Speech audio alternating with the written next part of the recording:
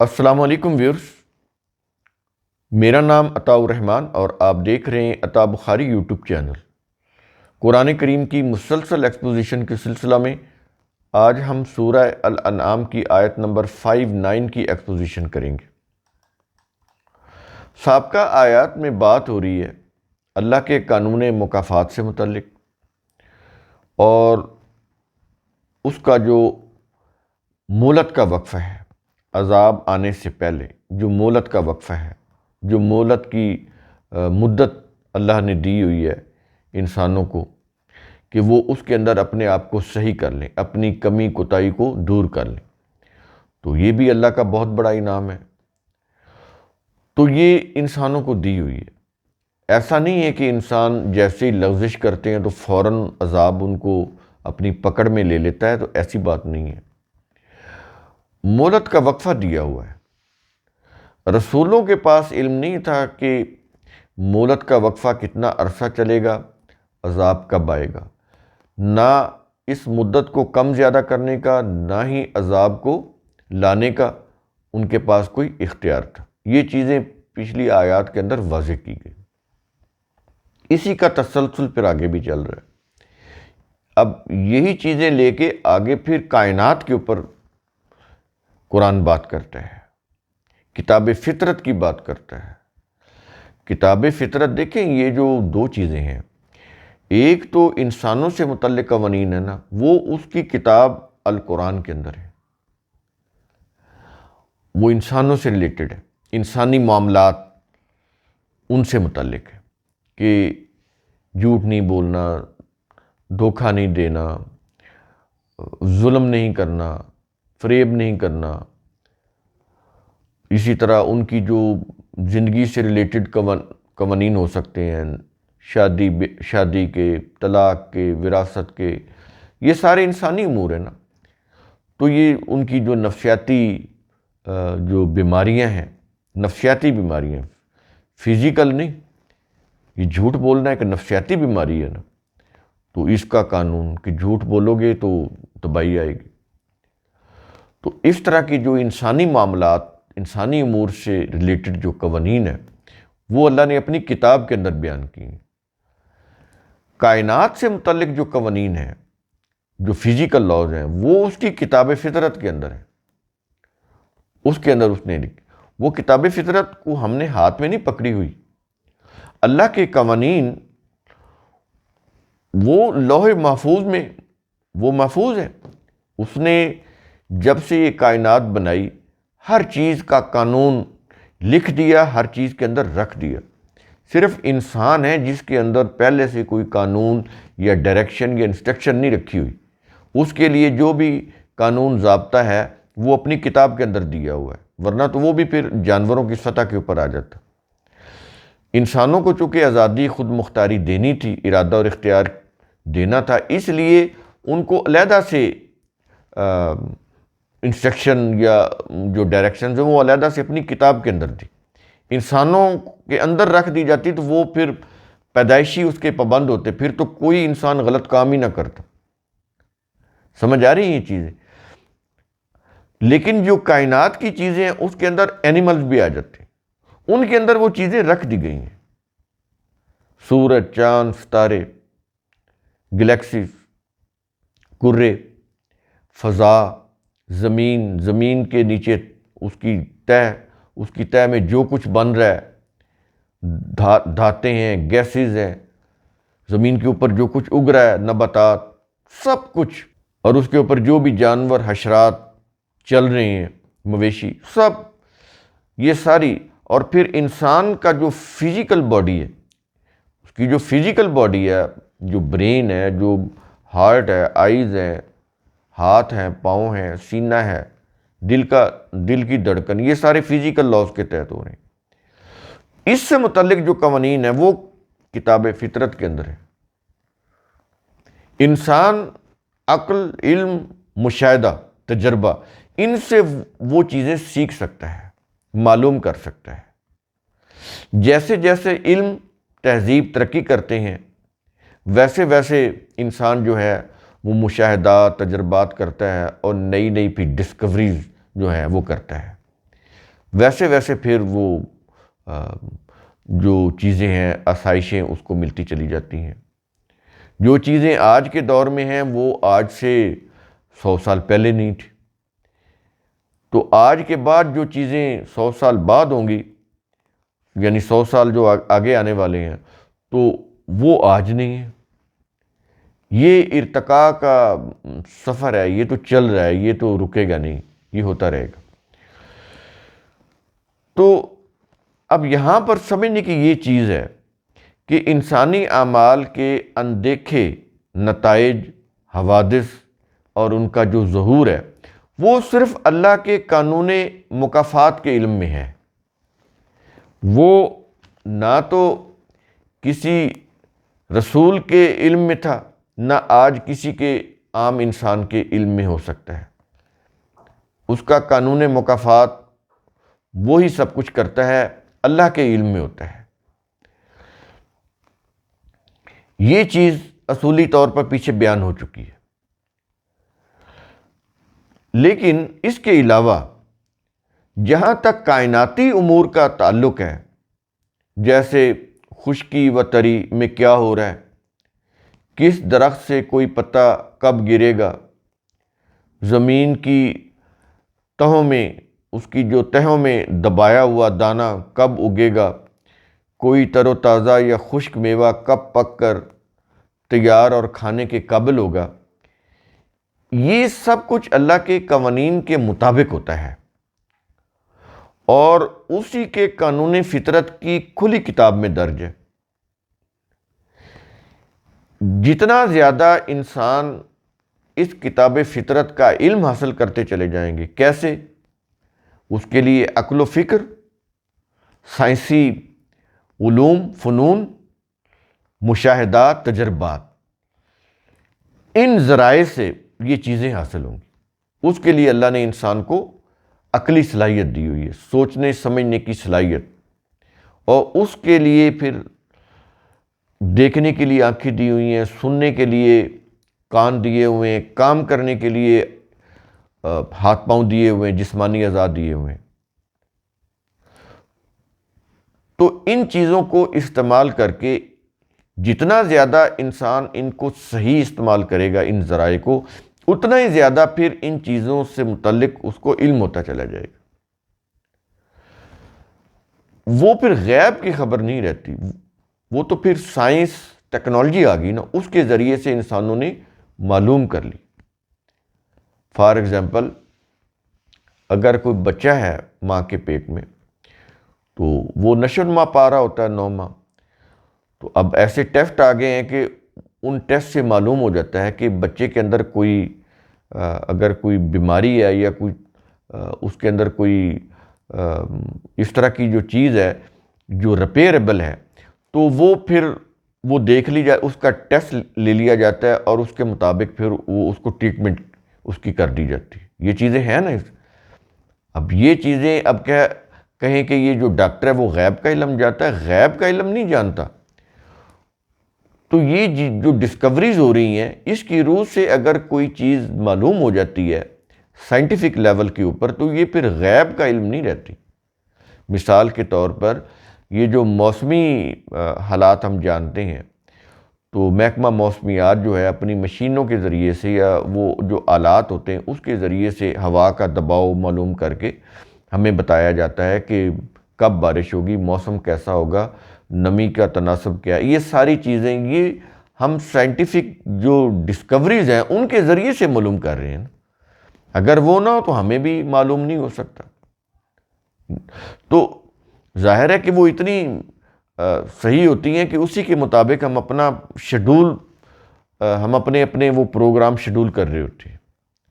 کسی نے ٹریولنگ کرنی ہے، بائی ایئر جانا ہے، کسی نے بائی روڈ جانا ہے، تو یہ ساری چیزیں وہ ہم پہلے سے جو ہمارے پاس جو ہم نے معلومات ہیں ہمارے پاس جو اسی سائنسی ایجادات کے ذریعے سے ہمیں حاصل ہوتی ہیں، تو ہم ان کو دیکھ کر اپنے پروگرام، اپنی سفری جو پروگرام ہے وہ مرتب کرتے ہیں۔ تو یہ غیب کا علم پھر نہیں رہتا۔ غیب کا علم تب ہو کہ ان چیزوں کے بغیر اگر کوئی جان لے۔ بچہ ہے تو ماں کے پیٹ میں ہے تو وہ اگر کوئی الٹرا ساؤنڈ ہے اس کے ذریعے سے معلوم کر لینا، تو یہ غیب کا علم نہیں ہے، یہ تو ڈسکوریز ہیں، سائنٹیفک ڈسکوریز۔ اس ضروری تمہید کے بعد اب ہم آتے ہیں آج کے لیکچر کی طرف۔ سورہ الانعام آیت نمبر 59 الفاظ ہیں وَعِندَهُ مَفَاتِحُ الْغَیْبِ، اور اسی اللہ کے پاس ہیں غیب کی چابیاں۔ یہ مفاتح یہ چابیوں کو بولتے ہیں، غیب کی چابیاں یہ اللہ کے پاس ہے۔ اب ہمارے ہاں یہ دیکھیں، ہمارے جو مسلم فرقے ہیں تو اسی کے اوپر بحثیں چلی آ رہی ہیں کہ رسول غیب جانتا ہے یا نہیں جانتا۔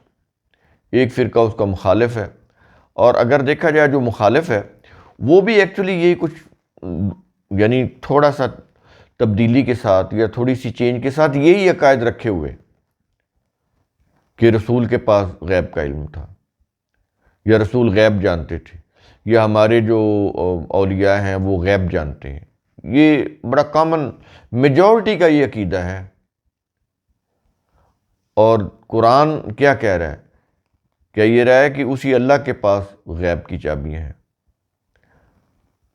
بات کلیئر ہوگی، لیکن قرآن کی بات تو کوئی نہیں مان رہا۔ اس کے خلاف، بالکل اس کے خلاف یہی کہہ رہی میجورٹی، مسلم معاشرے کی میجورٹی یہ مانتی ہے، یہ عقیدہ رکھتی ہے کہ رسول غیب جانتے تھے اور ہمارے جو اولیاء ہیں وہ غیب جانتے ہیں۔ ان کو ہمارے دلوں کی خبر ہے، ہمارے حال کی خبر ہوتی ہے۔ اور جو نہیں مانتے رسول میں غیب، وہ بھی یہی کہتے ہیں کہ رسول کے پاس امت کا نامہ اعمال ان کی قبر میں پہنچایا جاتا ہے۔ تو علم تو ہو گیا ان کو، وہاں پہ قبر میں بیٹھے ہوئے رسول کو تازہ رپورٹ مل رہی ہے۔ یعنی اس طرح کی روایات وضع کی ہوئی ہے، کیونکہ اس سے کاروبار، ان کا کاروبار جڑا ہوا ہے۔ یہ چیزیں اس طرح کی سنائیں گے تو لوگ ان کے گرویدہ ہوں گے نا۔ اب جب آپ کہیں گے کہ نہیں ہوتا ایسا کچھ، لوگ خلاف ہو جائیں گے۔ وہ یہ چیزیں جو ہیں وہ قرآن کی روح سے تھوڑا سوچ رہے ہوتے ہیں، وہ اپنے جذبات کی روح سے، اپنے مسالک کی روح سے سوچ رہے ہوتے ہیں کہ رسول تو قبر میں زندہ ہے، ان کو سب کچھ پہنچ رہا ہے، ایک ایک امتی کا نامہ اعمال ان تک پہنچ رہا ہے، رسول پڑھتے ہیں، کسی سے ناراض ہوتے ہیں، کسی کے عمل پر خوش ہوتے ہیں۔ یہ ساری چیزیں یہ روایات کے اندر وضع کی ہوئی ہیں۔ اب کروڑوں لوگ ہیں، اربوں لوگ ہیں، دنیا کی آبادی وہ تو اربوں میں ہے۔ اب ان اربوں کا نامہ اعمال جو ہے ایک ہفتے کا یا ایک مہینے کا یا ایک سال کا، جو بھی آپ کہہ لیں، ایک دن کا بھی نہیں پڑھ، ایک گھنٹے کا بھی نہیں پڑھ سکتا کوئی۔ اربوں لوگوں کے نامہ اعمال کو اگر فرض کریں ایک ایک گھنٹے کا بھی نامہ اعمال آپ بنا لیں تو وہ تو نہیں پڑھ سکتا کوئی بھی انسان۔ تو چل رہی ہیں چیزیں روایات کے اندر مشہور ہیں اور سنایا جا رہا ہے، لوگ اس کے اوپر لہک لہک کر وجد میں سن رہے ہیں، ان کے اوپر وجد طاری ہو رہا ہے۔ تو چل رہی ہیں چیزیں۔ جتنی مذہب کے اندر چیز جھوٹ ہوگی اتنی زیادہ وہ مشہور ہوگی اور اتنی زیادہ وہ بکے گی۔ یہ حال ہے ہماری قوم کا۔ کہا یہ جا رہا ہے کہ اسی اللہ کے پاس غیب کی چابی ہیں، اور آگے کیا یہ رہا ہے کہ لا یعلمھا الا ہوا، اس کے سوا ان غیب کی چابیوں کو کوئی نہیں جانتا۔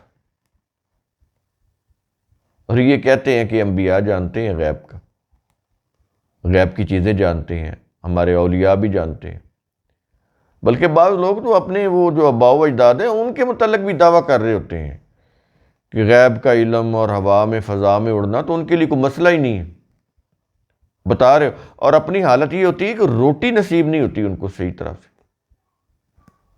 بری حالت ہے۔ ان سے کوئی پوچھے کہ آپ کس حال میں ہیں بتائیں تو صحیح، اور آپ کہتے ہیں کہ ہمارے وہ فضا میں اڑنا، پرواز کرنا اور غیب کا علم جاننا تو کوئی مسئلہ ہی نہیں۔ وہ تو میرے ابا جی کو بھی یہ تھا، یہ اختیار یا یہ علم کہ وہ لوگوں کے سینے میں کیا تھا وہ جان لیتے تھے، ان کو بتاتے تھے کہ تمہیں یہ مسئلہ ہے۔ تو یہ چیزیں ہمارے ہاں چل رہی ہیں، مشہور ہیں۔ جتنا زیادہ یعنی ان چیزوں کو بنا سنوار کے آپ کریں گے، لوگ اتنے ہی زیادہ آپ کو آپ کے گرویدہ ہوں گے، اتنے ہی زیادہ آپ معاشرے کے اندر پاپولر ہوں گے۔ اسی کے اوپر تو سارا مذہب کا کاروبار چل رہا ہے کہ فلاں بزرگ جو ہے بڑا پہنچا ہوا ہے، وہ تو اس کو پتہ چل جاتا ہے ہمارے دکھ سکھ کا، ہماری تکلیفوں کا، کہ فلاں نقصان ہوا کس نے کیا، فلاں جو ہے وہ معاملہ کیسے ہوا، یہ ساری چیزیں وہ ان کو پھر وہ اس کی وہ جو بزرگی ہے اس کی وہ بڑھا رہے ہوتے ہیں کہ بزرگ کے پاس یہ علم بھی ہے، اس کے پاس یہ علم بھی ہے، وہ یہ بھی جانتا ہے، وہ یہ بھی جانتا ہے، وہ دلوں کے حال جانتا ہے۔ چل رہی ہیں چیزیں، لیکن اللہ کا قانون، اس کی کتاب کیا کہہ رہی کہ اسی اللہ کے پاس غیب کی چابیاں، اور ان کو اللہ کے سوا جاننے والا کوئی اور نہیں۔ اس کے بعد کیا یہ رہا ہے کہ وَيَعْلَمُ مَا فِي الْبَرِّ وَالْبَحْرِ، اور وہ جانتا ہے جو کچھ خشکی اور تری میں ہے، یعنی بر و بحر کے اندر جو کچھ بھی ہے وہ سب اس کے علم میں ہے، اللہ کے علم میں ہے۔ اس کے بعد کیا یہ رہا ہے وَمَا تَسْقُطُ مِن وَرَقَةٍ، اور کوئی پتا نہیں گرتا، کوئی پتا نہیں گرتا۔ اور آگے کیا یہ رہا ہے کہ إِلَّا يَعْلَمُهَا، مگر وہ اسے بھی جانتا ہے۔ کوئی پتا ایسا نہیں کہ وہ گرتا ہو اور اس کی اسے خبر نہ ہو۔ اب یہ چیز کیوں کہی جا رہی ہے کہ ہمارے ہاں یہ چیز ہے نا کہ ہم کوئی ایسے طریقے سے جرائم کر رہے ہوتے ہیں، ایسے طریقے سے غلط کام کر رہے ہوتے ہیں کہ ایک ہاتھ سے کیا ہے تو دوسرے ہاتھ کو بھی خبر نہ ہو۔ تو وہ تو بتا رہا ہے کہ پتا بھی گرتا ہے اس کا بھی اس کو علم ہوتا ہے، تو تم اس کے قانون مکافات سے چھپ نہیں سکتے۔ سمندر کی پاتال میں بھی چلے جاؤ، کہیں کسی تاریک گھنے جنگل میں بھی چلے جاؤ، چھپ نہیں سکتے تم اس کے قانون مکافات سے۔ وہ لگا ہوا ہے تمہارے پیچھے، جہاں جاؤ گے تمہارے پیچھے ہے، کوئی اسکیپ حاصل نہیں کر سکتے تم۔ اس کے بعد کیا یہ رہا ہے کہ وَلَا حَبَّةٍ فِي ظُلُمَاتِ الْأَرْضِ، اور نہ کوئی دانہ زمین کی تاریکیوں میں ہے۔ یہ ظلمات، تاریکی، ظاہر زمین کے اندر تو تاریکی ہے نا، سورج کی روشنی اس کے اوپر پڑ رہی ہے، تو زمین کے اندر تو پھر تاریکی ہے۔ تو کہتا ہے زمین کی جو تاریکیاں ہیں، تو اس میں جو کوئی دانہ اگتا ہے، جو ہم پھینکتے ہیں کسی دانے کو زمین میں کاشت کے لیے، تو کہتا ہے ظاہر ہے وہ تو اندر زمین میں چلا جاتا ہے نا، زمین کی تاریکیوں میں چلا جاتا ہے۔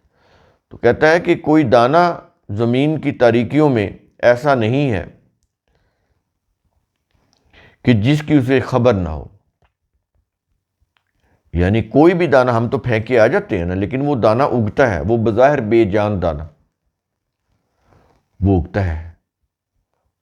کیوں کہ اللہ کو اس کی خبر ہے کہ وہ زمین میں پھینکا گیا ہے، یعنی اس کے قانون اس کے قانون کے علم میں ہوتا ہے، پھر اس کا جو قانون ہے وہ اس کو اگاتا ہے۔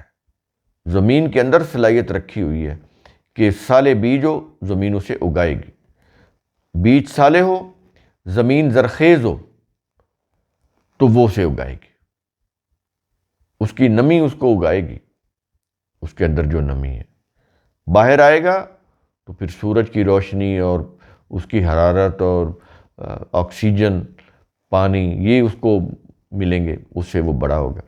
تو زمین کے اندر کوئی بھی دانہ ایسا نہیں جس کی اسے خبر نہ ہو، جسے وہ جانتا نہ ہو۔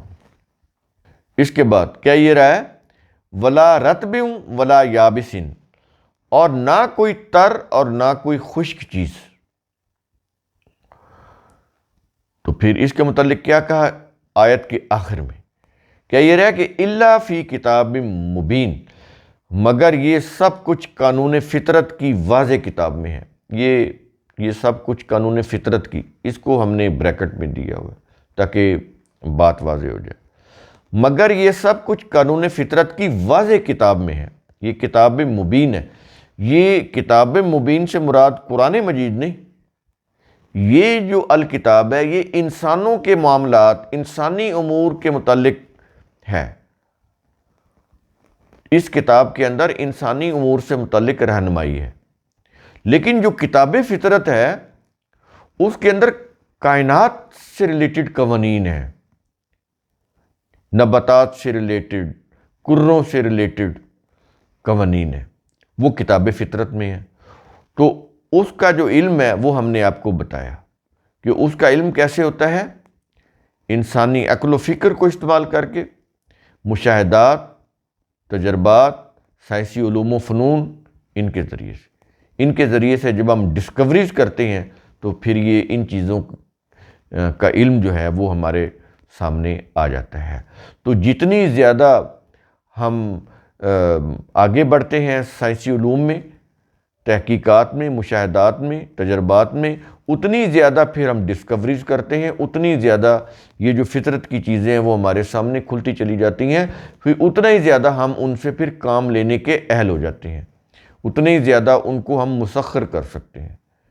یہ کانسیپٹ دیا جا رہا ہے، اس کو سمجھنا بہت ضروری ہے۔ قرآن کو ثواب کی نیت سے جو لوگ پڑھتے ہیں وہ ان حقائق کو معلوم نہیں کر سکتے۔ قرآن اس لیے تو نازل نہیں ہوا کہ اس کو ثواب کی نیت سے پڑھا جائے۔ قرآن کو اپنی عقل کو جلا دینے کے لیے، اپنی سمجھ بوجھ کو بہتر بنانے کے لیے، اپنے رویوں کو بہتر بنانے کے لیے، اپنی سوچ کو بہتر بنانے کے لیے جب پڑھا جائے گا، آگے بڑھنے کے لیے، زندگی کی دوڑ میں آگے بڑھنے کے لیے جب اس سے قوانین، اصول، ضابطے لیے جائیں گے اور ان کی روشنی میں جب ہم آگے بڑھیں گے تو پھر ہم یہ جو دنیا ہے اس کو تسخیر کرتے چلے جائیں گے۔ بیسک جو تعلیم ہے وہ اس قرآن کے ذریعے سے ہی ہمیں لینی ہوگی، اس کے علاوہ اور کوئی حل نہیں ہے۔ تو قرآن کریم کا اصول ثم تتفکروا، اس کی روح سے آپ خود بھی سوچا کریں، سمجھا کریں، غور و فکر کیا کریں۔ شکریہ۔